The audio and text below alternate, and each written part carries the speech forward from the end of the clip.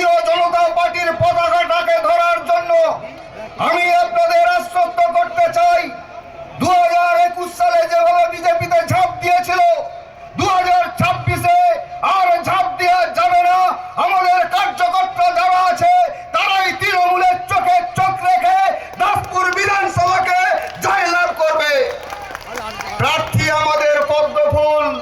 এই নির্বাচনে লক্ষ্মীর ভান্ডার পাওয়া মায়েরা ভারতীয় জনতা পার্টিকে যেমন ভোট দেবেন, এখনো লক্ষ্মীর ভান্ডার পাওয়া মায়েরা আছেন যারা জোড়া ফুলে ভোট দিতে যাবেন। আমি সেই সমস্ত পরিবারের স্বামীদেরকে বলছি, ওই মায়েদেরকে ঘরে বন্দি রেখে দেবেন। ভোটটা দিতে হবে পদ্ম ফুলে, জোড়া ফুলে নয়।